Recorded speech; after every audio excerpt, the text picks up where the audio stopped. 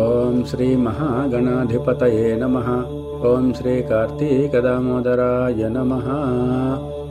24వ రోజు పారాయణ.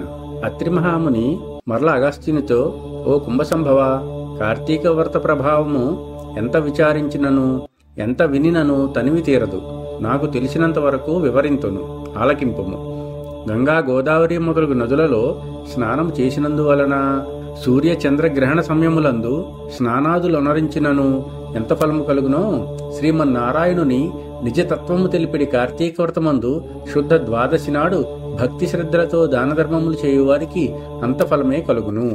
ఆ ద్వాదశి నాడు చేసిన సత్కార్య ఫలము ఇతర దినములలో చేసిన ఫలము కంటే 1000 రెట్లు అధికము కాగలదు. ఆ ద్వాదశి వ్రతము ఎట్లు చేయవలెనో విధానము చెప్పెదను వినుము. కార్తీక శుద్ధ దశమి రోజున పగటిపూట మాత్రమే భుజించి ఆ మరునాడు అనగా ఏకాదశి రోజున ఏ వ్రతము చేయక శుష్కోపవాసం ఉండి ద్వాదశ ఘడియలు వచ్చిన తరువాత భుజింపవలెను. దీనికొక ఇతిహాసము కలదు, దానిని కూడా వివరించెదను, సావధానుడివై ఆలకింపుము. పూర్వము అంబరీషుడను రాజు కలడు. అతడు పరమ భాగవతోత్తముడు, ద్వాదశీ వ్రత ప్రియుడు. అంబరీషుడు ప్రతి ద్వాదశి నాడు తప్పకుండా వ్రతము చేయుచుండెడివాడు. ఒక ద్వాదశి నాడు ద్వాదశ ఘడియలు స్వల్పముగా ఉండెను. అందుచేత ఆ రోజు తొందరగా వ్రతమును ముగించి బ్రాహ్మణ సమారాధన చేయదలిచి సిద్ధముగా నుండెను.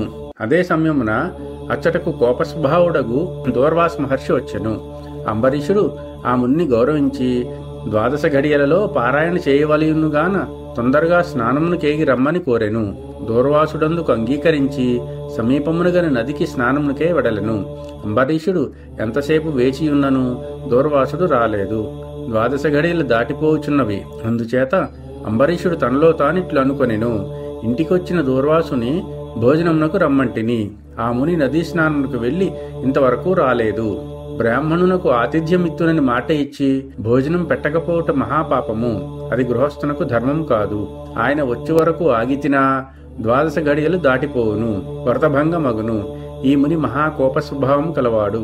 ఆయన రాకుండగా నేను భుజించిన నన్ను శపించును. నాకేమీ తోచకున్నది. బ్రాహ్మణ భోజనము అతిక్రమించరాదు. ద్వాదశి ఘడియలు మించిపోకూడదు. ఘడియలు దాటిపోయిన పెదప భుజించిన ఎడల హరిభక్తిని వదిలినవాడగును. ఏకాదశి నాడున్న ఉపవాసము నిష్ఫలమగును. ద్వాదశి విడిచి భుజించిన భగవంతునకు, భోజనము చేసిన దూర్వాసునకు కోపమొచ్చును. అదియునుగాక ఈ నియమమును నేను అతిక్రమించిన ఎడల వెనుకటి జన్మయందు చేసిన పుణ్యము కూడా నశించును. దానికి ప్రాయశ్చిత్తము లేదు అని ఆలోచించి బ్రాహ్మణ శాపమునకు భయము లేదు. ఆ భయమును శ్రీ మహావిష్ణువే పోగొట్టగలడు. కావున నేను ద్వాదశి ఘడియలలో భోజనం చేయుటయే ఉత్తమము. అయినను పెద్దలతో ఆలోచించటం మంచిదని సర్వజ్ఞులైన కొందరు పండితులను రావించి వారితో ఇట్లు చెప్పాను.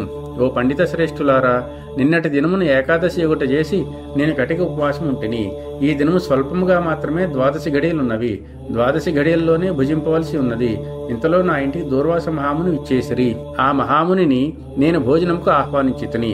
అందుకాయన అంగీకరించి నదీ స్నానార్థమై వెళ్లి ఇంతవరకు రాకుండెను. ఇప్పుడు ద్వాదశ ఘడియలు దాటిపోవుచున్నవి. బ్రాహ్మణుని వదిలి ద్వాదశి ఘడియలలో భుజింపవచ్చునా, లేక వ్రతభంగము సమ్మతించి ముని వచ్చే వరకు వేచి ఉండవలయునా? ఈ రెండిటిలో ఏది ముఖ్యమైనదో తెలపవలసిందని కోరెను.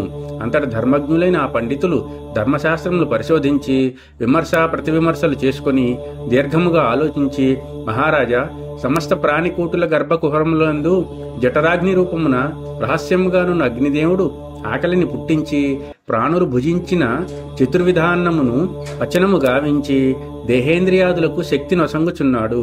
ప్రాణవాయు సహాయంతో జఠరాగ్ని ప్రజ్వరిల్లును. అది చెలరేగిన క్షుద్బాధ దప్పిక కలుగును. ఆ తపము చల్లార్చవలెనన్న అన్నము నీరు పుచ్చుకొని శాంతపరచవలెను. శరీరముకు శక్తి కలగజేయవాడు అగ్నిదేవుడు. దేవతలందరికంటే అధికుడై దేవపూజ్యుడైనాడు. ఆ అగ్నిదేవును అందరూ సదా పూజింపవలెను. గృహస్థు తన ఇంటికి వచ్చిన అతిథి ఎవరైనా సరే భోజనము పెట్టుదునని చెప్పి వానికి పెట్టకుండా తినరాదు.